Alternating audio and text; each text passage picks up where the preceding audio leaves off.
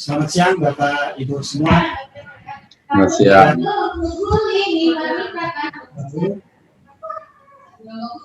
Assalamualaikum warahmatullahi wabarakatuh. Waalaikumsalam warahmatullahi wabarakatuh.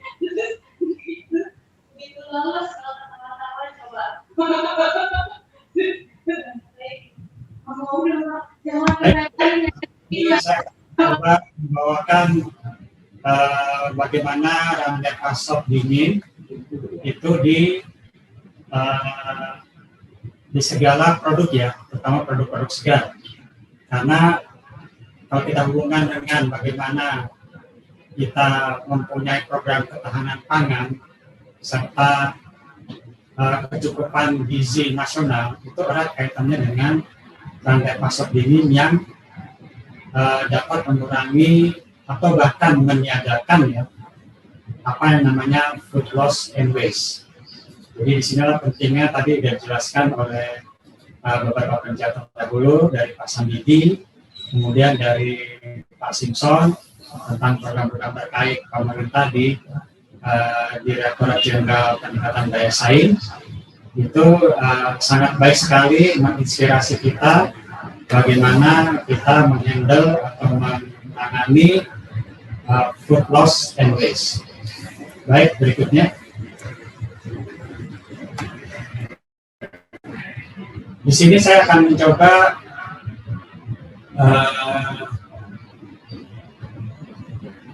mengupas satu persatu ya. Pertama adalah kita lihat overview dari permasalahan. Kemudian yang kedua ada daya dukung.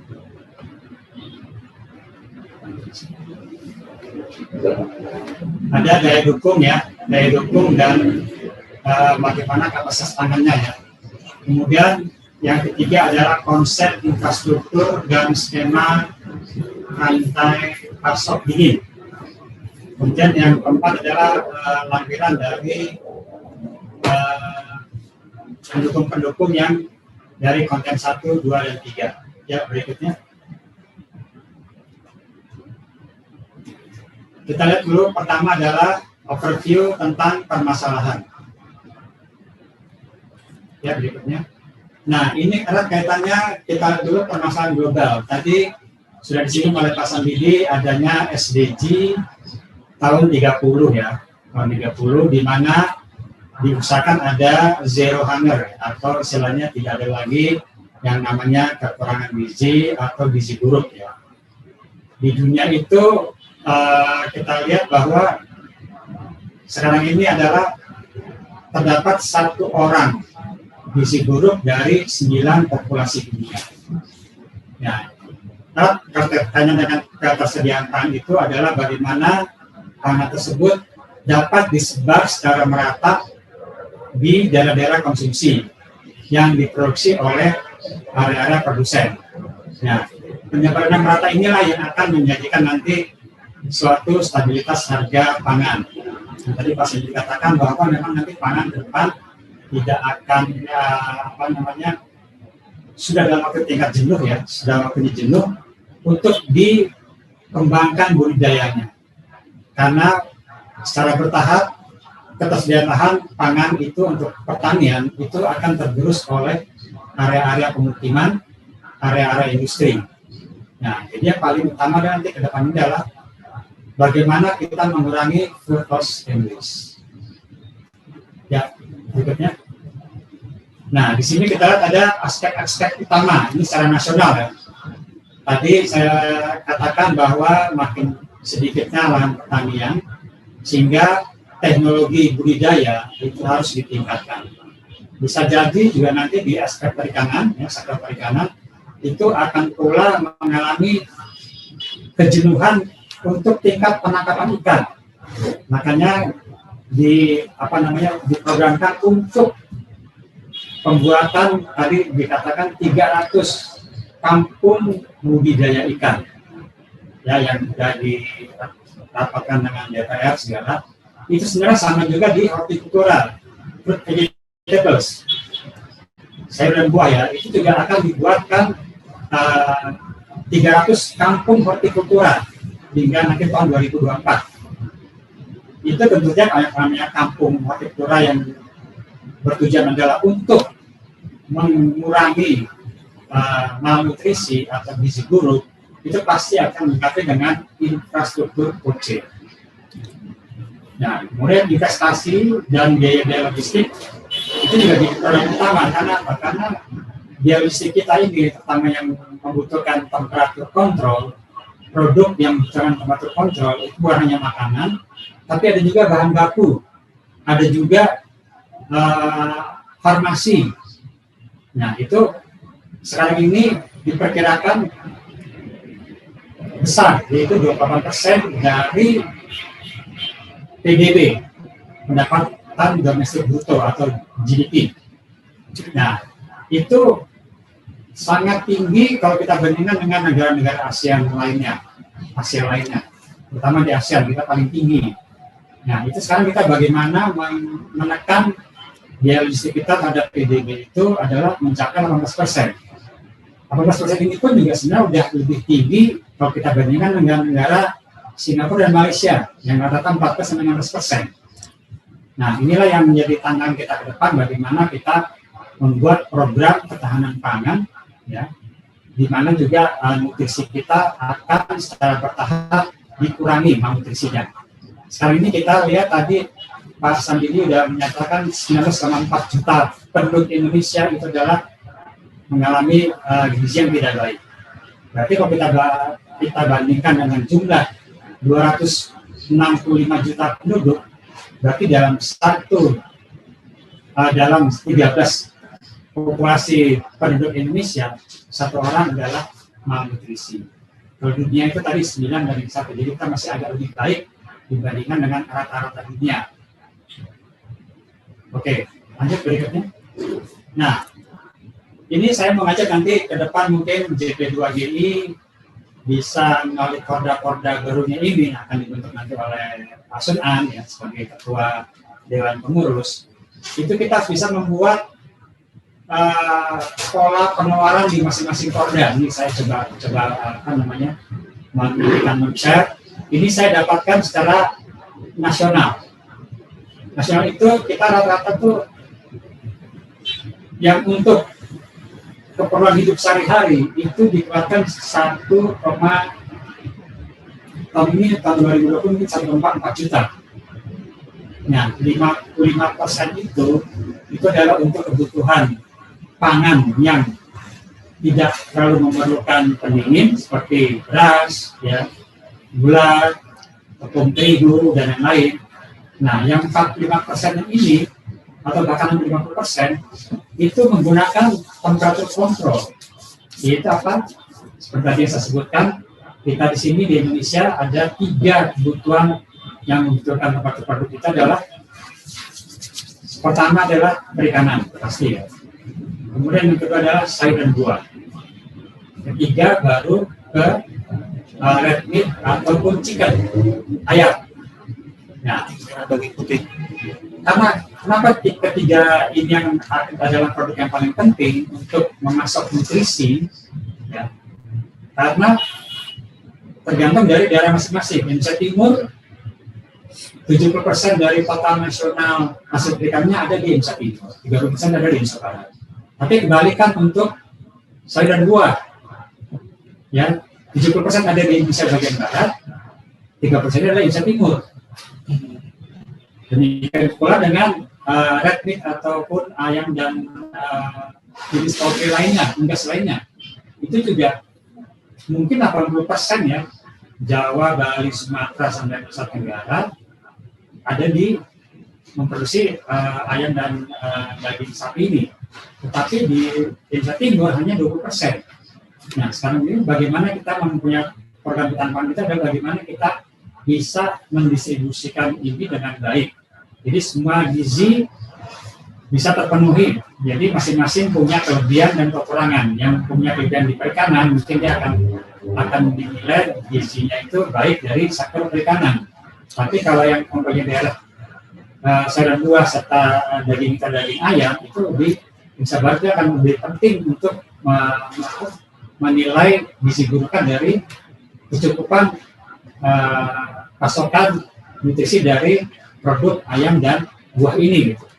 Nah itulah yang perlu kita buatkan polanya bagaimana nanti untuk mesin pola bisa membuat seperti ini. Jadi di sini kita lihat next berikutnya. Nah kita lihat pembelanjaannya. Nah ini juga tipikalnya ini masih nasional ya, tapi tipikal tiap daerah akan berbeda. Karena apa? Kan secara nasional ternyata yang tinggi pertama itu sayur buah. Yang kedua justru rokok. Yang ketiga baru ikan. Pola konsumsinya, ya bayangkan aja ya. Rokok itu sebenarnya sudah rusak kesehatan, malah dia mengurangi konsumsi. Nah ini yang perlu kita nanti mungkin tiap daerah akan berbeda. Ini perlu kita polakan bagaimana setiap makanan yang mengandung nutrisi ataupun yang merusak dari kebiasaan seperti rokok ini sebenarnya kan hanya merusak aja kan. Sebenarnya kalau kita bisa turunkan mungkin mencapai 5% akan lebih baik gitu ya. Tapi ini kan berbagai perubahan gaya hidup orang ya. Sekarang ini mungkin wanita juga tingkat monotonnya juga cukup tinggi ya untuk saat-saat sekarang ini. Itu yang perlu kita bisa polakan supaya nanti JPBD bisa membuat suatu advokasi ke pemerintah. Oh ini sebaiknya begini nih untuk nutrisi kita nih, apa yang harus dikurangi dari kebiasaan hidup orang gitu. Itulah yang kita lakukan. Next berikutnya. Nah kemudian kita lihat daya dukung dan kapasitas pangan. Nah ini saya mau memberikan contoh DKI karena DKI pertama adalah digitalisasinya begitu mudah ya. Jadi saya bisa searching ke beberapa input data ya. Kemudian saya korelasikan dengan kondisi di lapangan. Kemudian bisa kita buat suatu macam daya dukungnya seperti apa sih dan apa saja yang diperlukan ditingkatkan. Ya berikutnya. Nah ini kita lihat ya. Di sini ada yang tadi saya sebutkan, ada seafood. Ternyata seafood itu di DKI Jakarta termasuk tinggi permintaannya. Disusul oleh daging ayam, kemudian sayuran dan buah. Mohon maaf, sayuran buah itu justru paling tinggi di DKI Jakarta, 500.000 ton. Nah, jadi kita bisa mempolakan di sini bahwa seberapa banyak logistik pendingin dan berpendingin yang diperlukan. Ya, tentu saja kalau cost storage berpendingin itu antara seafood dengan ayam dan dengan buah dan sayur itu tidak bisa dicampur. Mungkin kalau bisa dalam satu area itu mungkin harus dipisahkan pintu masuk dan pintu keluarnya.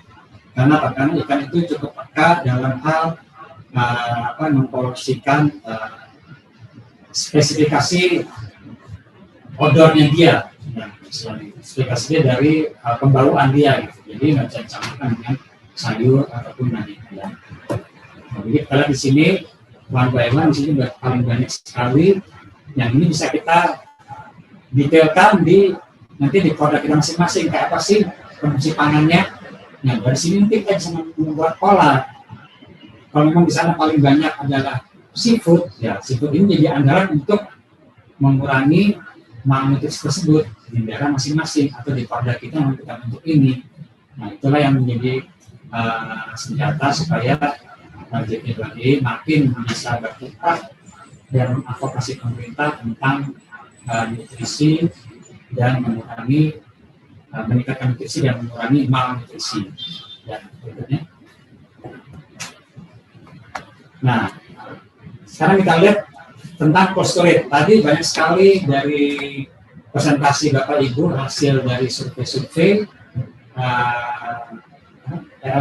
HL ya, cost harvest loss ya, studi HL itu paling rentan memang di cost storage ya kan, di cost storage.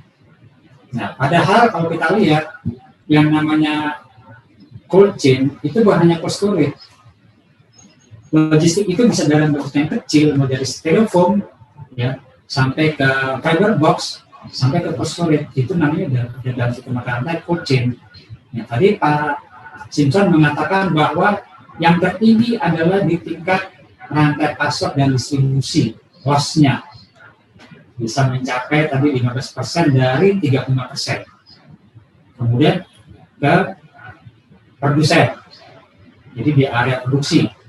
yaitu mulai dari produksi sampai ke post harvest-nya. Nah, itu tingkatan yang kedua. Yang berikutnya baru ke food waste-nya, yaitu di last mile. Last mile itu adalah tingkat konsumen, baik itu kebanyakan masaknya ataupun mungkin terbuang di pasar tradisionalnya karena kekurangan cold storage seperti itu ya.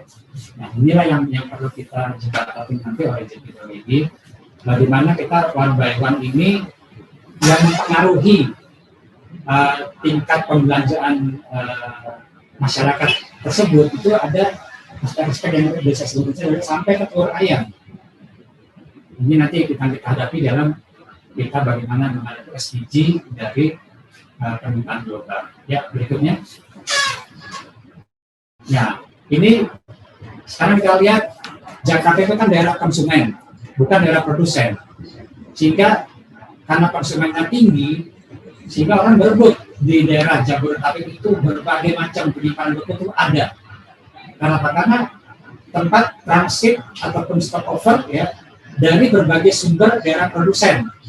Banten, Jawa Barat, Jawa Tengah, Jawa Timur, sampai daerah Sumatera juga gitu, dari Palembang ke Lampung, Lampung masuk Jakarta, masuk di sini nih. Itulah yang bagaimana saya minta DKI Jakarta nanti sebagai satu percontohan pionir ya, bagaimana mereka bisa mempertontonkan ketahanan pangannya kepada dunia. Ini loh Indonesia, ibu kota Indonesia, bahwa mempunyai program ketahanan pangan yang begitu baik sehingga akan memperkecil fluktuasi harga makanan.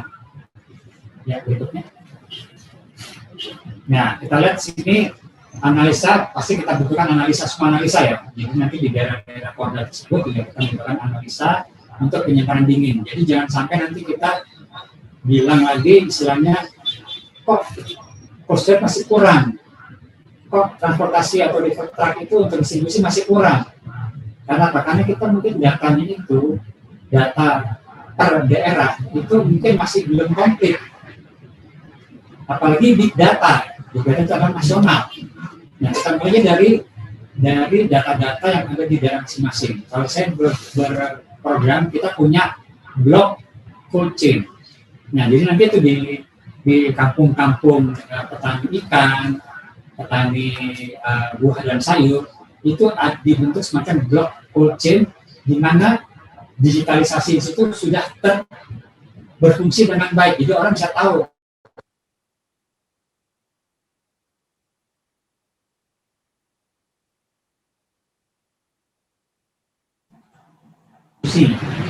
seperti itu. Nah, itulah yang kita butuhkan analisa pangannya. Ya, berikutnya. Nah, ini aspek transportasi juga tadi sudah dijelaskan tadi dari LS PKB dijelaskan akan ada bantuan-bantuan. Adalah pertama itu river truck ya pasti ya. Truck itu ada perusahaan ikan macam-macam, kita banyak sekali dapat bantuan. Kemudian chest freezer itu adalah salah satu transportasi, walaupun dia transportasinya adalah diam, tapi dia bisa dipindahkan. Demikian juga dengan mobile storage-nya. Sekarang ini udah orang mulai ngetren dengan mobile storage. Contohnya kemarin saya dengan Excel itu kan ada istilahnya same day. Jadi dia bisa mendeliver food itu dengan temperatur same day. Padahal same day itu sebenarnya kalau di dunia global itu sangat berat.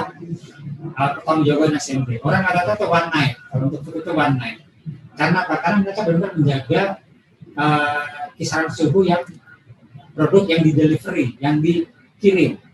Kalau same day itu karena itu tertumpuk beberapa produk tertumpuk sehingga karena mereka belum punya namanya monitoring real time suhu ya. Kalau bilang itu udah real time udah monitor, jadi mereka itu punya mobile storage di tempat titik-titik collecting point. Nah, pengiriman nanti yang akan didapat terus malam karena harus cepat masuk ke collecting point ke mobile storage, kemudian besok paginya baru cepat langsung ke ground to door. Jadi one night, bukan same day istilahnya. Inilah yang perlu kita bahas lebih lanjut. Mungkin JP2B kalau bisa memberikan advokasi sangat baik untuk seperti ini. Karena pasti nutrisi, pasti sampai keluarnya dengan nutrisi. Pertama ayam sangat rentan karena ayam itu dengan serat yang halus, dia juga kalau ikan masih dalam bisa dengan tekanan air dingin. Ya pada ayam nggak bisa, yang harus betul. Yang inilah yang perlu kita buat program seperti itu. Ya next. Ini program storage ya, ini untuk DKI nanti kita bisa alihkan ke kodam masing-masing. Next. Nah, kemudian penjual makanan segar ini sekarang tadi udah banyak sekali bisa pakai sistem packaging yang baik. Sini kita lihat packagingnya dengan tray pack ya, dengan aluminium foil, di vakum segala dengan demikian untuk membantu mengurangi beban pendinginan. Karena kalau udah tervakum dengan baik di tray pack itu panasnya udah bisa distabilkan di kemasan itu sehingga dia tidak memakan energi yang terlalu besar untuk pendinginannya, maka akan cepat stabil. Roda 2, roda 3, kemudian sistem-sistem truknya dengan air curtain atau plastik curtain itu sangat penting sekali karena seperti itu. Ya, kemudian konsep infrastruktur dan skema rantai pasok dingin. Oke, berikutnya. Nah, kita lihat ini, kita buat peta. Peta kita sinkronkan dengan temperatur storage-nya, kemudian service provider-nya, ya, kita catat semua apa aja, kemudian menjadi bagaimana nanti shipment dari first mile to last mile atau upstream to downstream, itu kita benahi secara baik. Jadi kita petakan dan kita kumpulkan permasalahan di sini, sehingga nanti didapatkan rumusan distribusi pangan seperti apa sih yang diperlukan ya. Berikutnya. Nah ini status dan dukungnya mulai dari kota konsumsi atau kota produksi ya kan bisa kita buat bagaimana infrastruktur untuk pengiriman barang atau pemasukan barang seperti itu, kemudian regulasinya yang sangat dibutuhkan supaya ada standar tertentu yang benar-benar bisa diikuti oleh stakeholders.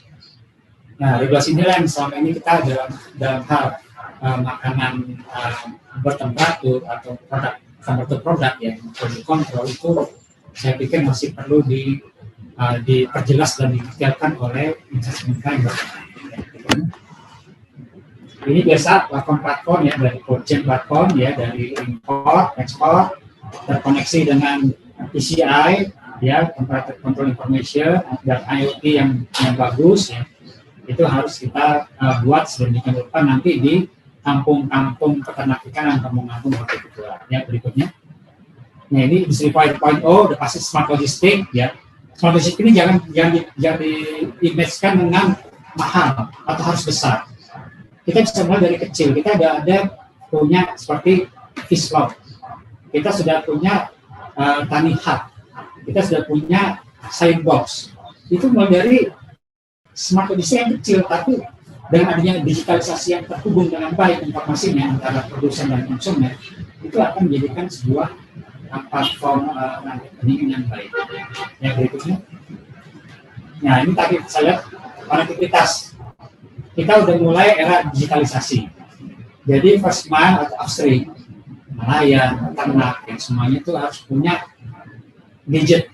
Dan waktu punya gadget di mana mereka bisa aplikasi semua keperluan mereka, yaitu di transportasi atau middle mile ya, distributor, kolektor ya kan, kemudian sampai ke last mile, sampai ke pasar ataupun sampai ke door to door kalau mereka punya kemampuan door to door untuk